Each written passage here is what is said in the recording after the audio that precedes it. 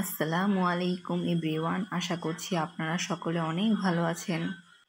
আজ আমি আপনাদের মাঝে টাইগার মুরগি রান্নার খুব সহজ পদ্ধতি নিয়ে হাজির হয়েছি।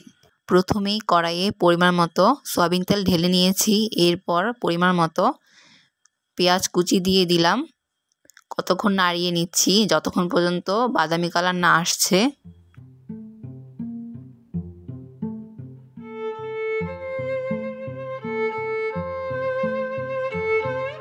পেঁয়াজগুলো ভালো মতো নাড়াচাড়া করার পর পরিমাণ মতো আদা বাটা দিয়ে দিব।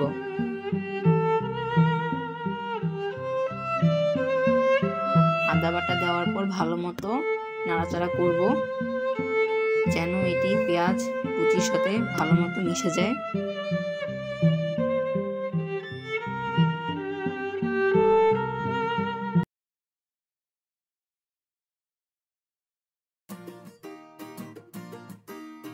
এবার এর সাথে আগে থেকে গ্রেট করে রাখা টমেটো দিয়ে দিব।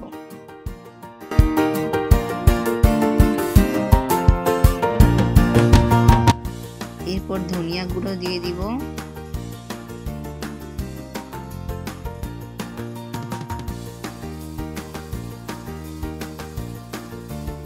এরপর মরিচ গুঁড়ো দিয়ে দিব। দিয়ে ভালো মতো নাড়াচাড়া করব। এরপর গরম মশলা দিয়ে দিব, যেটিকে আমরা অনেকে মাংসের মশলা নামে জানি। এরপর আবার ভালো মতো নাড়াচাড়া করব। আপনারা যারা গরম মশলা গুঁড়া প্রসেসিংটা জানতে চান তারা ডেসক্রিপশন বক্সে আমি এর লিঙ্কটি দিয়ে রেখেছি, চাইলে দেখে নিতে পারেন। এত কথার মাঝে আমি তো হলুদ গুঁড়ো দিতে ভুলে গিয়েছিলাম। এখন অ্যাড করে দিয়ে ভালো মতো নেড়েচেড়ে নিলাম। এরপর আগে থেকে গরম করা পানি অ্যাড করে দিয়েছি। এরপর আবার ভালো মতো নেড়েচেড়ে দিলাম।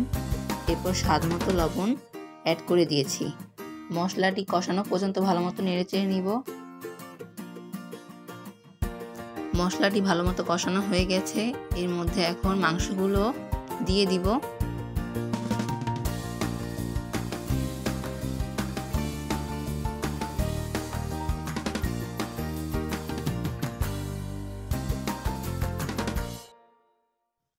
মাংসগুলো দিয়ে ভালো মতো নেড়েচেড়ে নিব।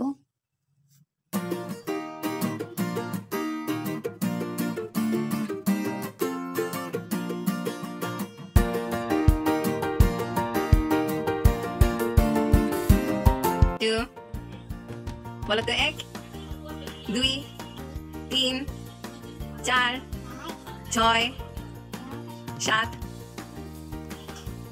বলো 8 9 10 11 12 13 14 বলো 14 15 16 17 18 19 20 21 22 23 24 থ্যাংক ইউ, আল্লাহ হাফেজ। এটা কি খাইতেছো? মাশাআল্লাহ। আপনারা সকলেই আমার ভাতিজির জন্য দোয়া করিয়েন। মাংসটি ভালো মতো কষানো হচ্ছে।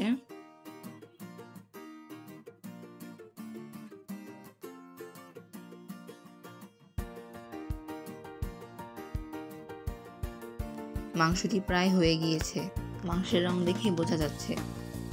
আমি কয়েক টুকরো বাটিতে নিয়ে খেয়ে দেখছি, অসাধারণ হয়েছে মাংসটি। মাংস রান্নাটি কেমন হয়েছে এটি আমাকে কমেন্ট বক্সে কমেন্ট করে জানাতে পারেন। এরকম আরও সুন্দর সুন্দর ভিডিও দেখতে হলে আমার পেজটিকে লাইক অ্যান্ড সাবস্ক্রাইব করে রাখবেন। বলো কি খাবে তুমি? এই নাও মাছ। কেমন হয়েছে? মজা? গোমা গোমা কি সুন্দর করে বলেছে। মাংসতে পরিমাণ মতো ঝোল দেওয়া হয়েছে। কতক্ষণ পর নামিয়ে পরিবেশন করব। এরপরে সকলে মিলে খাওয়া শুরু করলাম।